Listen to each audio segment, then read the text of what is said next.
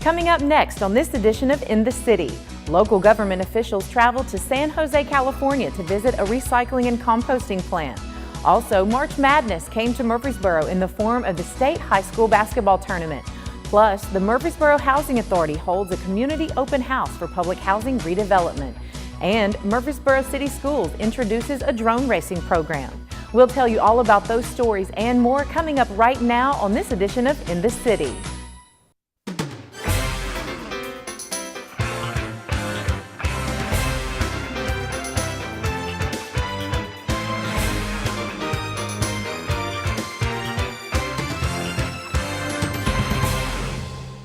Welcome to another edition of In the City, your source for what's happening right here in the city of Murfreesboro. I'm Michael Linn White. With the clock ticking on when Middle Point landfill will be at capacity, local governments are weighing different options of dealing with trash from Rutherford County. A group of 16 local government officials traveled to San Jose, California to examine operations for recycling and composting.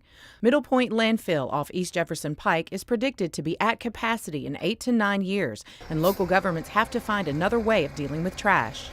City Manager Craig Tyndall, City Council Member Ronnie Martin, and Assistant City Manager Darren Gore were the three representatives from the city of Murfreesboro.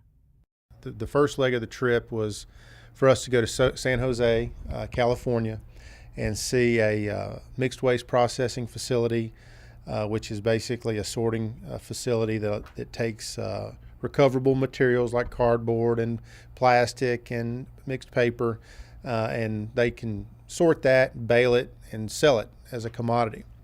We also visited their landfill, which was right there by it, and so they showed us how they were doing a lot of composting, taking a lot of construction debris, and chipping that down into a reusable material like a mulch. So it was really looking at processes that optimized kind of a single stream of waste from the public and somehow recovered the reusable materials.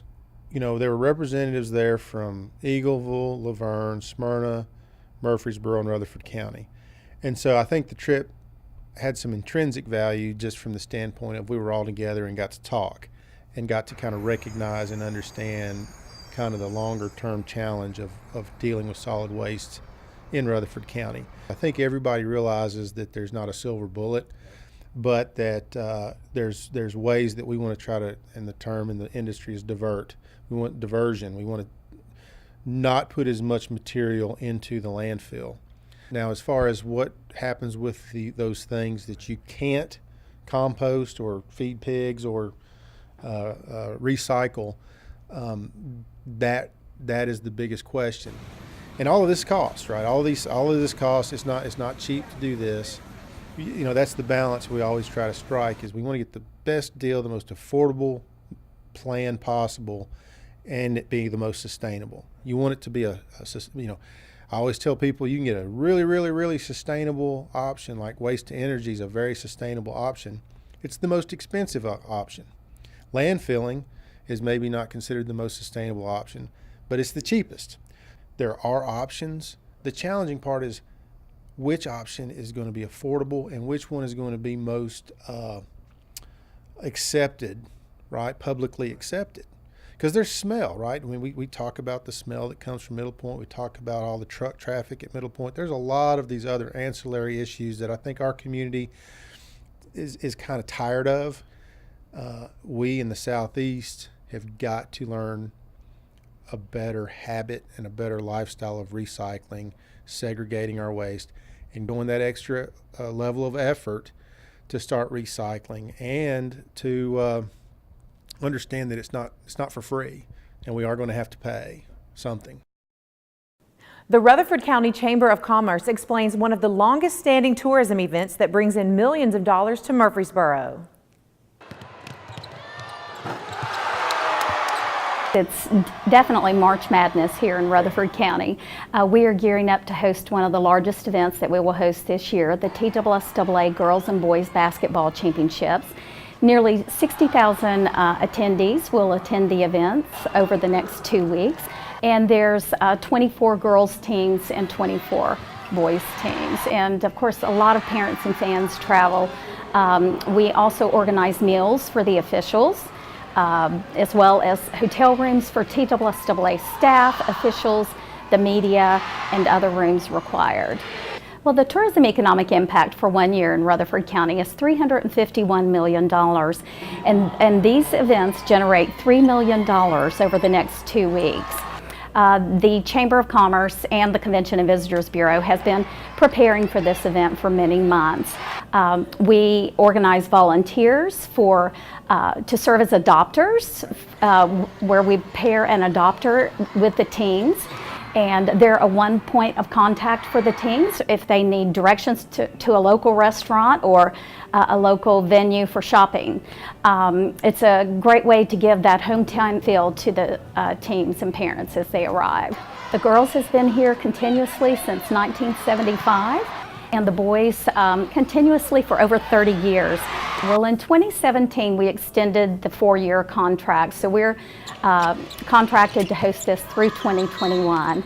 And what keeps the event coming back, of course, we're located right in the heart of Tennessee and the exact geographical center of the state, so it's easy access for the teams to travel. And we truly roll out the red carpet. It takes all of our partners working together, the City of Murfreesboro, MTSU, the police, and we host many TSSAA events. We host the TSSAA bowling, the basketball championships, the spring fling, which is your baseball, soccer, track and field, and tennis, as well as volleyball, and the soccer in November. So we host many state high school championship events, and the spin-off business that we get from that exposure is incredible. We have coaches give us a call and they'll say, oh, I attended a tournament at MTSU or the Richard Siegel Soccer Complex. We want to bring our event there. So the exposure from these events is priceless. And many of these young athletes will return to Murfreesboro and attend MTSU and call Murfreesboro their home. So you can't really put a price on that. With recent changes in federal funding for public housing, the Murfreesboro Housing Authority brings redevelopment plans to the community. The 76-home public housing neighborhood Oakland Court sits on 20 acres between North Academy Street and Manny Avenue. If Murfreesboro Housing Authority federal funding applications are approved, the existing homes will be replaced with new ones, along with 74 new residents to be added, along with other improvements to the neighborhood in a two-phase project. Opportunity to redevelop that in a two-phase project where we'll demolish the current homes in a phase 1, relocate all of Oakland Court residents into a new affordable housing there, and in phase 2 we'll take the remaining homes and build new for all the Mercury Court residents to move over. So ultimately a new community will be designed for 150 residents. Because Congress has not approved funding to maintain public housing, a new federal program called Rental Assistance Demonstration gives organizations like the Murfreesboro Housing Authority the ability to get funding for projects like this. The need for affordable housing here in Murfreesboro is great. There's not a lot of affordable housing that the average working person is able to afford. So this will allow us to add and increase the amount of affordable housing in Murfreesboro. Funding for this master plan and construction will be secured by loans and low-income housing tax credits issued by the Tennessee Housing Development Agency. These homes, built in the late 1950s, are costly to repair and maintain. These new improvements will help the entire community and economy. This will be one of the nicest projects in that area, so I think it will encourage people to come and to reinvest in the market. Amenities like front porches, green space, sidewalks, and more will take public housing to a new level the whole community is proud of. Now when you ride in any city, you can find public housing. Our goal is to do away with that stigma, not just the development, but do away with it for the residents, because people, you live in public housing. Well, we won't have public housing anymore. It'll be a new game. Federal funding applications will be submitted June 4th, and if all goes according to plan, Phase 1 will be completed by December 2021, with the rest of the plan taking 6 to 8 years. Reporting for CityTV, Michael Linn White. With the popularity of flying drones, Murfreesboro City Schools started a program this year where students race them against other students. This is our second race of the Murfreesboro City Schools Drone Racing Association. We have another race happening tonight over at Case Lane Academy. We have 5 schools at each location, and we're doing various races tonight, a traditional race as well as an endurance race. And this kind of got started out of The idea is that we're trying to apply STEM across all grade levels and giving students more opportunity for real-world application. And drone racing is an exciting topic in the world today and the application of drones. So we thought these kids would love it. And as far as we know, we're the first elementary school drone racing league. There are several in the high school and collegiate level, but we don't know of any elementary at this point. While the drone racing program is new to city schools, students seem to be very familiar with drones. A lot of the kids know about drones. Some have toy drones at home, but last race was really fun. We actually got to see them in the racing environment. Most of them are taking it very serious and just having a lot of fun with it. Teachers assisting with each drone team see a lot of life lessons being learned. This experience has been amazing for our kids. They've had to persevere. They've had to learn how to completely fly a drone. The first practice, we had them all over the place. They were going up and down and around, and we've just every day we practice, we get so much better. So it teaches our kids so many life skills, which is really exciting for them just to learn how to push through things that are difficult. And so we're very proud of our drone team and how far they've already grown to this point in the season. This program is an important resource for students as they are learning about technology being used in all walks of life. When we were approached about the drone racing, I was all on board. I actually have family members who work in the natural gas industry, and so they send their drones out to check pipelines, and so there's totally lots of different ethical things that have to do with that and checking that. So anytime we have something like this, we are preparing our kids for the future. I think it's awesome to be on the ground floor of this. There's not that many schools that are doing this, and I just feel really, really grateful to be able to be a part of it. My goal is that kids will just be introduced to drone technology and hopefully research more and see how they're being applied in the world. And it's one of the fastest growing technologies today, and there's going to be many, many jobs available in the future. So hopefully it's kind of an entryway for the future drone pilots of the world, essentially. Youth golf programs here in Murfreesboro have increased significantly over the last few years because of a great training golf course and the hiring of a youth golf ambassador. Old Fort Golf Club's Director of Youth Development, Jex Wilson, won the Youth Player Development Award by the Tennessee Section PGA. This award is designed to pay recognition to a PGA golf professional who is a leader in junior golf, reflects the qualities and ideals of those who work with the youth, and provides opportunities and experiences for juniors to learn and play golf. Since 2015, since I've got here, I've been nominated essentially every year for the Middle Tennessee chapters. The year that I arrived here, 15-16, and nominated again in 17, and nominated again and won it in 18. And Tennessee happens to be in one of 41 PGA sections, and so I was honorably, bestowed that honor this year as the section winner. And it really is attributed, no doubt, to the growth of our program.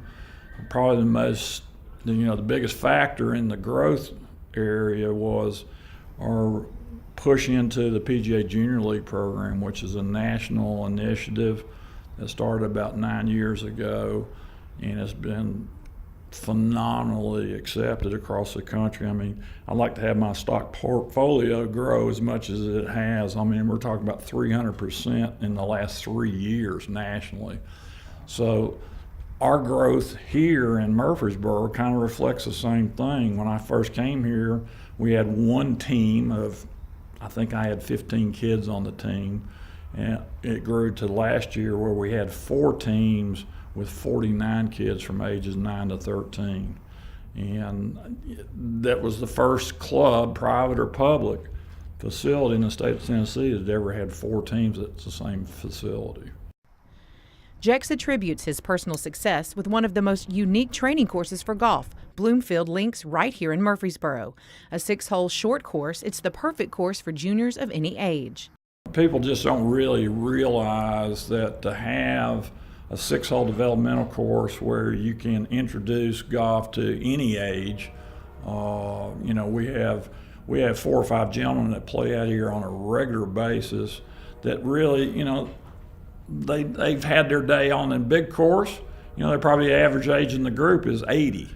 And they come out every morning, you know, in the summertime, get out here before the heat, play a few holes, have, you know, the camaraderie of being around their folks. So we've got, I think, a very interesting story to tell, not only as me as an individual, but I think, again, the exceptional facility that we have here.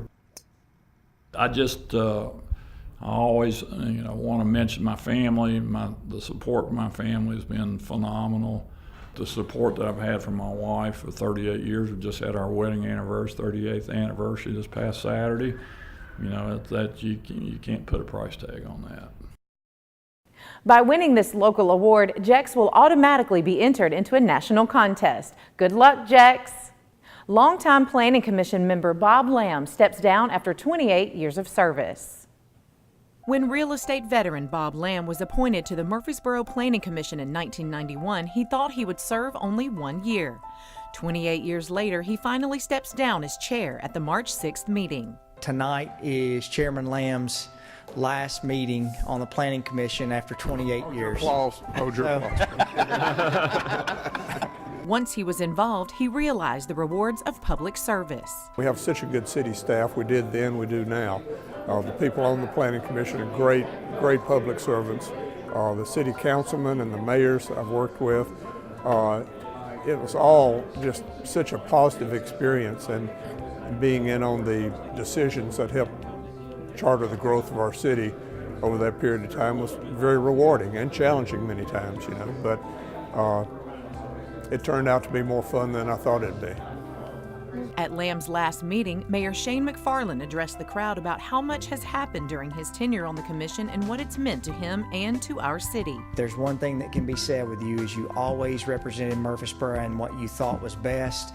You represented Murfreesboro in an honorable way, and you represented Murfreesboro in a fair way. Mayor McFarland talks about the city's tremendous growth while Lamb has served and presents him with one of the highest honors in the city for his service. If you'll come down, I have something for you. In the early 90s, the population in Murfreesboro was 40,000 residents. There were 12,000 residents, or 12,000 students at MTSU. And since that time that you've been on Planning Commission, our population is much closer to 150,000 now. You have given and helped give a lot of keys to homeowners who have moved into this community. So I think it's fitting with all that you've helped that you should be able to get the key to the city of Murfreesboro. So thank you for your service. Lamb says relationships are what he's most proud of through the years. I think the thing I'm most proud of is the people I worked with all that time. The associations I formed with the council, mayors, the Planning Commission members, the city staff members. Those associations have been many friendships made. Lamb holds back tears as he delivers his final thoughts. It's been an honor. You know, the people I've served with on the Planning Commission, 4 different mayors, numerous councilmen, all great people. The literally dozens of people that served on the Planning Commission with me. It's just been a great experience. That's probably about all I can get out right now. But thanks a lot. We stand adjourned. MTSU track and field legend Coach Dean Hayes' accomplishments are showcased at an exhibit at MTSU's Walker Library. Very few have had an impact on the history and diversity of MTSU athletics like track and field coach Dean Hayes, and now his legacy is being honored with a new exhibit at the Walker Library on MTSU's campus. MTSU's library sees the equivalent of the entire student body every couple of days, and that's why an exhibit to showcase the best of the university on the first and busiest floor makes sense. The idea behind them is a way to showcase Murfreesboro, Middle Tennessee, the area in general, in a way that's engaging to our students. Clay Trainum, who worked in athletics at MTSU, had the idea to honor Dean Hayes because of his important contributions not only to the university, but to the history of the community. There's not very many people in any college campus that have such a direct tie to history as Coach Hayes does. Teaching math in Lake Forest, Illinois, Hayes was deciding on whether to keep teaching or take a coaching job, which is what he really wanted to do, so he wrote several schools, MTSU being one of them. Hayes then came to MTSU in the fall of 1965. All we had was men's athletics at that time, because they didn't start till up in the 70s with women's athletics. The track and field program gained momentum as star athletes came to the university. Where we really got started was in 1969. We signed a guy named Barry McClure, who was a triple jumper from Georgia. And of course he came, and the very first year he made All-American in Division I. Hayes was essential in bringing the first African-American athletes to MTSU during a tumultuous time in the country, and he wanted not only the program to be a success, but also the athletes themselves. I've always said this idea, like, all right, bringing up somebody who's the first of whatever it is, so the first black athlete, you want them to be a success, because if they're a flop, then it makes it that much harder for the next ones. So if you bring the first one as a success, then it's easier to bring the next ones and have people accept them and so on. Hayes has an amazing record, 117 All-Americans, mentoring Olympic athletes, and countless other accolades, along with helping to integrate MTSU. 10 years ago, the university renamed its $5 million track and soccer facility after Hayes for good reason. He is 81 years old. He might not want me to tell that, but he's 81 years old, and this is his 54th year. He just won his 53rd championship, and the outdoor track championships are coming up in May, and there's a great chance that he'll win his 54th championship in 54 years. The exhibit at Walker Library is a great showcase of all of his accomplishments. They need to really get over and see this exhibit and see the numbers that he's put up over the years. It's basically unprecedented in college athletics, to be real honest with you. The exhibit ends April 15th, so don't miss your chance to check it out. And if you want to see this legendary coach in action, make sure to attend one of the many track and field events coming up with Coach Hayes' star athletes. Hayes says helping students get an education is what he's most proud of. The biggest thing, again, we hope that they'll do well athletically, but the biggest thing is that they can, get a degree, get a good job, take care of a family, and that's what we want. The exhibit is on display and the library is open 7 days a week. Reporting for CityTV, Michael Linn White. Each year on a very special day, Murfreesboro City Schools opens their doors for a special guest to read their favorite books to students. Read Across America is an annual motivation and awareness reading program that calls for every child in every community to celebrate reading on March 2nd, the birthday of beloved children's author Dr. Seuss. On this day, Murfreesboro City Schools invites community members to come into schools to read to students. Mayor McFarland reads his favorite book to Mitchell Nielsen students. Peyton dived and caught the ball on his fingertips. Today we're celebrating Read Across America Day. It's in honor of Dr. Seuss. Dr. Seuss' actual birthday is tomorrow, but it's going on Saturday. But if he were alive, he'd be 115 years old. And we're just celebrating reading and the great literature he left behind. So we're just trying to use this day to motivate students to get them to read today and every day. We have guests scheduled all day at both sides of the building, at both sides of the school. We have mayor, city council, community people, retired principals, just an array of people that come in to give their time to invest in our students. They connected with him. He read with them, but first of all, he engaged them, and he was on their level, and he talked to them about eye contact and about shaking hands and just some life skills that are critical. I was so impressed. I will definitely be calling him again. So Mayor McFarland, if you see this, I'm going to be emailing you really quickly. I want you to come back. You were outstanding with our students. I cannot say enough how critical it is. Reading to your child makes all the difference from the time they're born in your lap to the time they come to school. 20 minutes a night makes all the difference in how they succeed in every subject. And these early years are critical. They're the foundation. Read with your children. Let them read to you. It's a beautiful parent-child time, but it really enhances their opportunities for the future intellectually and educationally. And if you do have, reading issues, reach out to us, see what we can do to help you. Murfreesboro City Schools want to help. We want to help your child be successful, and we're here to help. Enhance vocabulary, their communication skills, they see the world differently. Reading will take them places that if they haven't read, they're more limited. It feeds into their imagination, it feeds into their intellect, and their communication skills, their academics. I can spot a reader. It's amazing. It really makes a big difference. We have Borough Book Battle coming up in April, where all the schools read books, and then they come together and they have a Borough Book Battle and compete, and it's a fun time. Schools choose teams, and those teams read a set list of books. We come together at Hopgood Elementary on April 11th at 6 o'clock. Members of the Capt and William Lytle chapter and the Tennessee Sons of the American Revolution dedicated a new marker and monument honoring Captain William Lytle at the Lytle Cemetery near the parking lot of Haynes Brothers Lumber Company. We'll have the Tennessee Society of the Sons of the American Revolution present the color guard, accompanied by the Watauga Valley Fife and Drum Corps.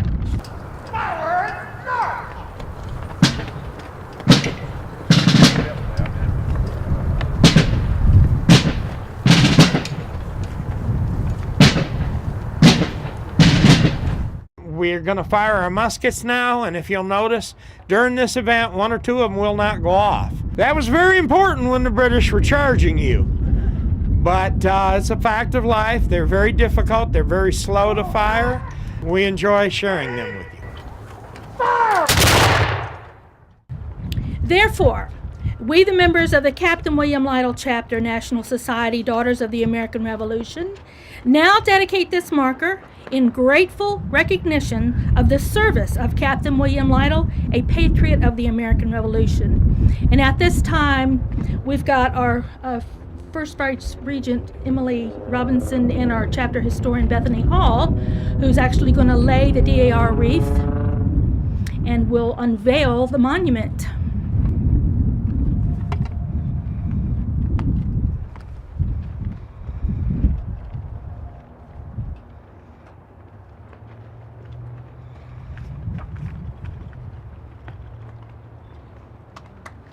Thank you, ladies. You may be seated. Thank you. The late Greenway police officer Mike Dangerfield is honored at a dedication by family and friends with a swing and plaque near the General Bragg trailhead.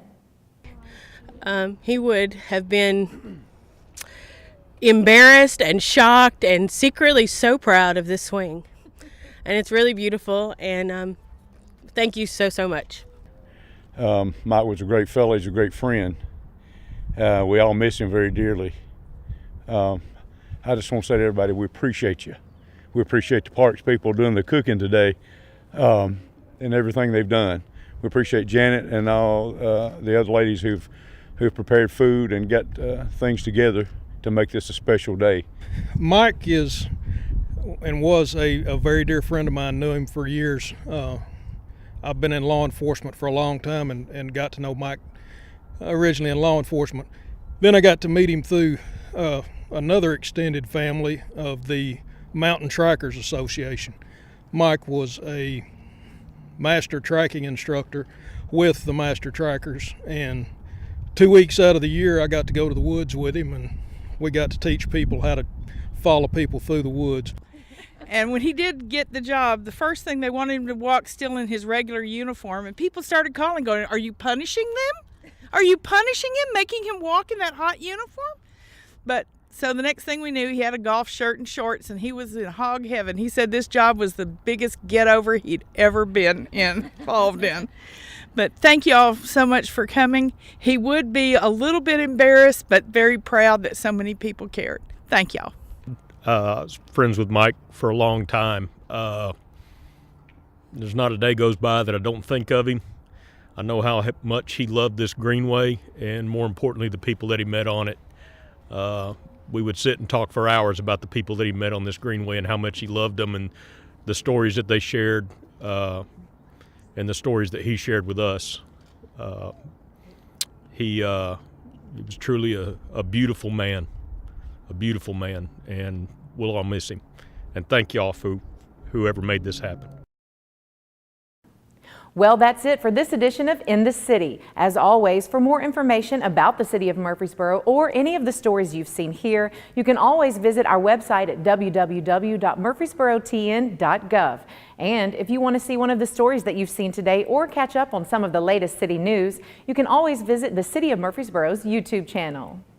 Before we leave, we want to invite everyone to come to City Hall Rotunda to view the Murfreesboro City Schools Student Art Show.